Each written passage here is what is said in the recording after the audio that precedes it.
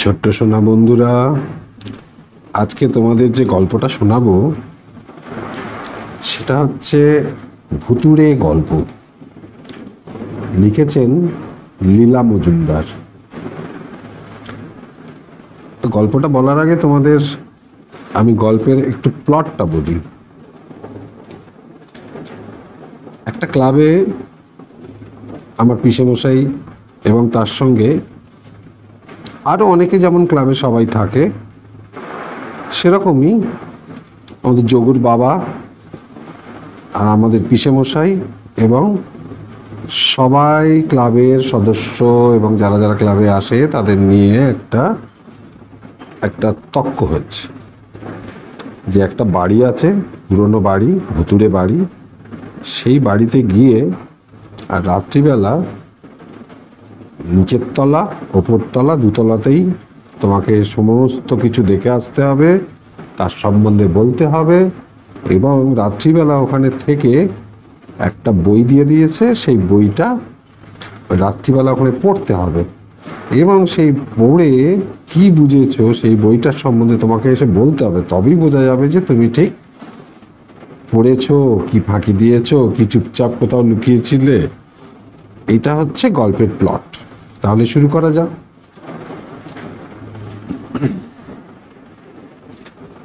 বাড়িটাতে পা দিয়েই আমার মেজ পিসেমশাই টের পেলেন কাজটা বোধহয় ভালো করেননি। বাড়িটার বাইরে থেকেই গা যেন কেমন ছমছম করছে। কবেকার পুরনো বাড়ি, দরজা জানলা সব ঝুলে পড়েছে, শ্যাওলা জন্মে গেছে চারিদিকে। ফোকরে ফাটলে বড় বড় অশ্বত্থ গাছ গজিয়েছে। ফটক থেকে সামনে সিঁড়ি পর্যন্ত রাস্তাটা আগাছায় ভর্তি, আর তার দুপাশে শিরীষ গাছগুলো ঝোপড়া হয়ে মাথার উপর আকাশটাকে যেন অন্ধকার করে রেখেছে। সন্দেহ হয়ে এসেছে, চারিদিকে সারা শব্দ নেই। কেমন একটা সোঁদা সোঁদা গন্ধ নাকে আসছে। মেজ পিসেমশাই হাতের লণ্ঠনটা জ্বেলে ফেললেন। বারবার দোতলার ভাঙা জানালার ওপর চোখ পড়তে লাগলো। বারবার মনে হতে লাগলো এক্ষুনি জানালার সামনে থেকে কি বুঝি সরে গেল। মেজ পিসেমশাইয়ের তো অবস্থা কাহিল, অথচ তিনি ভূত বিশ্বাস করেন না। সেই জন্য তাল ঠুকে ঢুকে পড়লেন বাড়ির ভেতরে। গঙ্গার উপরে বাড়ি, ঢুকেই একটা বড় খালি হলঘর। আবছায়াতে হাঁ করে রয়েছে মনে হচ্ছে। লণ্ঠনের আলোতে দেওয়ালে পিসেমশাইয়ের প্রকাণ্ড ছায়াটা নড়ে বেড়াচ্ছে। পিসেমশাই তাড়াতাড়ি হল পেরিয়ে গঙ্গার ধারে এসে দাঁড়ালেন। প্রকাণ্ড একটা বারান্দা, তার রেলিং ভাঙা, তারপরে এক ফালি শান বাঁধানো চাতাল, তার চারিদিকে সাদা সাদা পাথরের সমস্ত মূর্তি সাজানো। তারপরে ঘাটের ভাঙা সিঁড়ি একেবারে জল অবধি নেমে গেছে, তার অসংখ্য ইট জলে ধুয়ে গেছে। সিঁড়ির পাশেই একটা বুড়ো বাতাবি লেবুর গাছ, তার নিচে কবেকার পুরনো ইটের কাদা, রোদে পুড়ে জলে ভিজে একেবারে কালো হয়ে গেছে। গঙ্গার ওপারে জুট মিলের সাহেবদের বাড়িতে আলো জ্বলছে দেখে পিসেমশাই ফস করে একটা নিঃশ্বাস ছাড়লেন। একতলায় বসে থাকলে চলবে না, ওপরে যেতে হবে, রাত কাটাতে হবে, নইলে তো বাজি হেরে যাবেন। আর বাজি হেরে গেলে ক্লাবে তো আর মুখই দেখাতে পারবেন না। উপরন্তু যে ছাগল নিয়ে বাজি হয়েছে সেটা যোগুর বাবা নিয়ে চলে যাবে। হলের দুপাশে সারি সারি ঘর, তাদের দরজাগুলো আধখোলা। দু একটা বিশাল বিশাল কারিকুরি করা ভাঙা তক্তপোষ, দু চারটে প্রকাণ্ড খালি সিন্ধুক আর একটা বৃহৎ রংচটা আয়না, যার কোথাও কিছুই নেই। মেজ পিসেমশাই তাড়াতাড়ি একবার সবটা দেখে নিয়ে এক দৌড়ে ওপরে উঠে গেলেন। দোতলাটাও ঠিক একতলারই মতো, সেখানেও মাঝখানে প্রকাণ্ড একখানি হল, তার মধ্যে আসবাব কিচ্ছু নেই, খালি মাঝখানে একটা প্রকাণ্ড বড় ঘোর নীল রঙের গালচে পাতা, তাতে বহুদিনের ধুলো জমে একেবারে পুরু হয়ে রয়েছে। আর ঘরের কোণে দেওয়ালে একটা সেতার ঝুলছে, তাতে অবশ্য কোনো তারের চিহ্ন নেই। মেজোপিসমশাই খানিকক্ষণ চুপ করে দাঁড়িয়ে থাকলেন।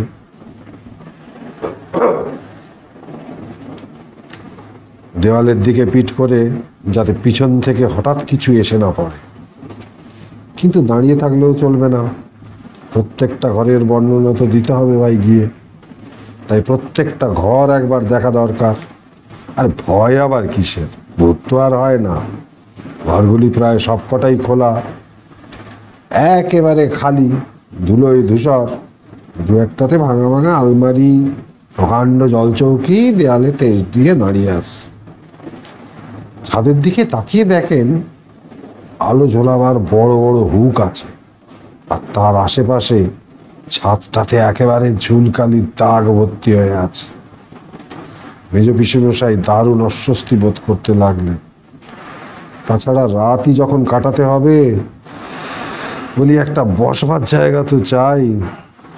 হলের ওপাশে গঙ্গার উপরে চওড়া বারান্দা, গঙ্গায় একটি স্টিমার যাচ্ছে, তাতে মানুষ আছে, আলো জ্বলছে, উপরে শত শত আলো জ্বলছে।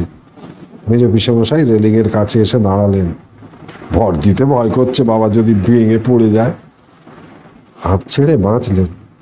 যাই হোক, ওই তো জাহাজে কত লোক দেখা যাচ্ছে।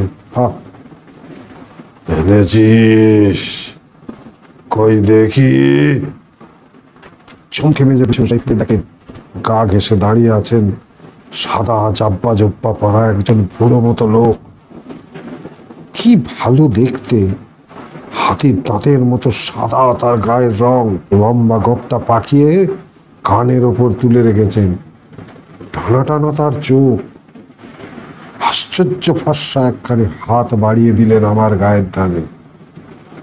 দে দে, দেরি করিস নে, কখন এসে পড়বে? মেজোপিসমশাই অবাক হয়ে তাকিয়ে দেখছেন লোকটার গলায় মুক্তোর মালা জড়ানো, কানে মুক্তো পরা, হাতের ভুল আঙুলে তার একটা হীরের আংটি। এ আবার কি? লোকটি এবার বিরক্ত হয়ে বললেন, তুই কি বোবা হলি নাকি রে? আজকাল সব যা তা চাকর রাখতে আরম্ভ করেছে। আছে না নেই? মেজোপিসমশাইয়ের গলা টলা শুকিয়ে একেবারে নীরবে মাথা নাড়লেন। না না না না। লোকটি হতাশভাবে এদিক ওদিক তাকিয়ে বললেন, একটা বসবার জায়গাও কি এগিয়ে দিতে পারিস না? মাইনে খেতে লজ্জা করে না তোর? আমি আর কে? তা বটে, তা বটে। আমি এখন আর কে যে আমার কথা শুনবি? হঠাৎ কানের কাছে মুখ নিয়ে চাপা গলায় বললেন, অত যে নিলি তখন মনে ছিল না তো বাগা? এর জন্যে তোকে কষ্ট পেতে হবে বলে রাখলাম। কি ভীষণ কষ্ট পেতে হবে জানিস না? তিলে তিলে তোকে ওই রে এলো বুঝি। বিদ্যুতের মতো বুড়ো লোকটা একটি হল ঘরের পাশের ঘরটাতে ঢুকে পড়ে দরজাটা বন্ধ করে দিলেন। মেজোপিসমশাইয়েরও কানে যেন স্পষ্ট এলো পায়ের আওয়াজ। দেওয়ালের মতো সাদা মুখ করে লণ্ঠনটাকে উঁচু করে চারিদিক ভালো করে দেখে নিলেন, কেউ কোথাও নেই। নিশ্চয়ই লোকটা পাগল টাগল হবে, অত গয়নাগাটিই বা পেল কোত্থেকে? কেমন যেন অস্বস্তি বোধ হতে লাগলো। লণ্ঠন হাতে বারান্দা থেকে হলে ঢুকলেন। নিচের তলাটা বরং ভালো, একটা তক্ত বসে বসে রাত কাটানো যাবে। পকেট চাপড়ে দেখলেন অশরীরী খুনে রোমহর্ষক যে 10 নম্বর খানা বই যোগুর দিয়েছিল, সেই গল্পটা আবার যোগুকে বলতে হবে। তাই বইটা পড়ে নি, তবেই বাজি জিততে পারবো। পা টিপে টিপে হল পার হয়ে সিঁড়ি দিয়ে নেমে সদর দরজার ডান পাশের ঘরখানিতে ঢুকে ভাঙা সিন্দুকের উপর লণ্ঠন নামিয়ে তক্তপোষের কোণটা ধুতির খোঁট দিয়ে ঝেড়ে থাপ করে পিসেমশাই বসে পড়লেন। তারপর ময়লা খোট্টা দিয়েই গলার কপালের ঘাম মুছতে লাগলেন। বাঁচা গেল। ভাগ্যিস ভূতে বিশ্বাস করি না, নইলে আজ ভয়েই আদমরা হয়ে যেতাম। সামনের রংচটা আয়নাতে একখানি সাদা ছায়া পড়ল। বুড়ো লোকটা ধীরে ধীরে ঘরে ঢুকে অনুনয়ের স্বরে বললেন, দিয়েই দে না বাবা, তোর আর কি কাজে লাগবে বল। যারা দেয় তারা প্রাণ হাতে করে এনে দেয়, না পেলে আমার প্রাণ বেরিয়ে যায়। কেন দিচ্ছিস না বাপ? একে একে সবই তো প্রায় নিয়েছিস, আরো চাস বুঝি? তোর প্রাণে কি কোনো মায়া দয়া নেই? সেই প্রথম যখন এলি কি ভালো মানুষটাই ছিলি। আমি উপরের ওই নীল গালচেটাতে বসে সেতার বাজাতাম, আর তুই বারান্দায় দাঁড়িয়ে দাঁড়িয়ে হাঁ করে শুনতিস। তোকে কত না ভালোবাসতাম, এটা ওটা রোজই দিতাম। কত না ভালো মানুষ সেজে থাকতিস। ভেতরে ভেতরে তুই যে এত বড় একটা বিশ্বাসঘাতক কেউটে সাপ, তা কি আর জানি? মেজে পিসমশাই লাফিয়ে এক হাত দূরে সরে দাঁড়ালেন। বুড়ো লোকটিও খানিকটা এগিয়ে এলেন। রাগে তার দু চোখ লাল হয়ে গেল। ফর্সা দুটো মুঠো পাকিয়ে সোজা মেসমশাইয়ের নাকের কাছে ঘুষি তুলে বললেন, একদিন এই ঘুষি খেতে শুদ্ধ লোক ভয় করত। কোম্পানির সাহেবরা এসে এর ভয়ে আমার পা চাটত। এখন বুড়ো হয়ে গেছি, দুর্বল হয়ে গেছি, তাই আমার বাড়িতে আমার মাইনে খাওয়ার চাকর হয়ে তোর এত বড় আস্পর্ধা। তবে এখনো মরিনি। তোকে তোকে এক মুঠো ভস্যে, না রে না, কি বাজে কথা বলছি, দিয়ে দে, দিয়ে দে বাবা। দেখ তোকে তার বদলে আমি কি দেব। এই বলে বুড়ো লোকটি আঙুল থেকে হীরের আংটি খুলে মেজ পিসেমশাইয়ের দিকে বাড়িয়ে দিলেন। মরিয়া হয়ে পিসেমশাই এদিক ওদিক তাকালেন। কি যেন দেবেন ভেবে না পেয়ে পকেটে হাত দিয়ে গোলাপি বিড়ির প্যাকেট দুটোর ওপর হাত পড়ে গেল। তাই বের করে বুড়োর হাতে দিয়ে দিলেন।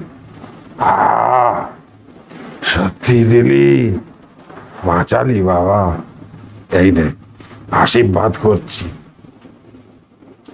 100 বছর পরমায়ু হবে। এই বলে আর এক মুহূর্ত অপেক্ষা না করে মেজ পিসেমশাইয়ের বুক পকেটে আংটিটা ফেলে দিয়ে হলের মধ্যে দিয়ে সিঁড়ির দিকে দেছু। পিসেমশাই হাঁ করে তাকিয়ে রইলেন। সিঁড়ির প্রথম ধাপটা অবধি তাকে লণ্ঠনের ক্ষীণ আলোকে দেখতে পেলেন। তারপর সে যেন বাতাসে মিলিয়ে গেল। আর পিসেমশাই অতক্ষণই আরে বলে মূর্ছা গেলেন। পরদিন সকালে যোগুর বাবা, পটলের মামা, আমার বাবা আরো 5-7 জন গিয়ে ঠ্যাং ধরে পিসেমশাইয়ের ঘুম ভাঙালেন। উঠে দেখেন ঘরদোর রোদে একদম ভরে গেছে। তারা বললেন, ওপরে গেছিলি? তবে দে ওপরের বর্ণনা দে। ঠিক বলছেন কিনা পরখ করার জন্য সবাই মিলে ওপরে গেলেন। পিসেমশাইও গেলেন। সব ঘরদোর শূন্য, হাঁ করছে। যোগুর বাবা তো রেগে টং। ইস, অত ভালো ছাগলখানা হাতছাড়া হয়ে গেল। ইস, ক্লাবের রাক্ষসগুলোকে তার উপরে বাজির খাওয়া খাওয়াতে হবে। মাটিতে পড়েছিল সেই অশরীরী খুনে গল্পের বইটা। হ্যাঁ, ঠিক হয়েছে। বড় যে ঘুমোচ্ছিলি, বইটা পড়েছিলি? বলতো বলতো আগাগোড়া গল্পটা বল। মেজ বিষয়ের মুখে আর কোনো কথাটি নেই। মনে মনে দেখতে পেলেন যোগুর বাবা সোনালি ছাগলটাকে তাড়িয়ে তাড়িয়ে নিয়ে যাচ্ছেন। সারা রাত ঘুম লাগিয়েছেন, স্বপ্ন দেখছেন। তার উপযুক্ত সাজা তো হবেই। লজ্জায় দুঃখে যেই মাথা নিচু করেছেন, অমনি দেখলেন তার বুক পকেটে সেই হীরের আংটিটা জল জল করছে। মেজে পিসেমশাই গা ঝাড়া দিয়ে উঠলেন। এই, ছাগল রাখো। ছাগল নিয়ে কেউ যাবে না। না, কেন ছাগল নিয়ে যাবে না? ছাগল তো নিয়ে যাবেই। তুমি হেরে গেছো, তুমি কিছুই করতে পারোনি। নিয়ে যাবি যা, কিন্তু তোর তো বাড়ি ছাগল, ওই ছাগলের জন্য আমার কিছু এসে যায় না। এই দেখ, বলেই পকেট থেকে হীরের আংটিটা বের করলেন। সবাই দেখে বললেন, এটা কি? বলে, এটা হীরের আংটি। ওই বুড়ো ভদ্রলোক আমাকে এই হীরের আংটিটা দিয়েছে এবং এটাই প্রমাণ যে কাল আমার তার সঙ্গে দেখা হয়েছে। সবাই শুনে শেষে তো ধন্য ধন্য করতে লাগলো এবং তার সাহসের জন্যে সবাই তাকে সেই ছাগলটা ক্লাবই পেল এবং সবাই মিলে সেই ছাগল নিয়ে কি করে, সবাই মিলে সুন্দর ফিস্টি হলো। তাই তো? ভালো লেগেছে গল্পটা? একটু ছোট, আবার পরের দিনে একটা বড় গল্প শোনাবো। বাই।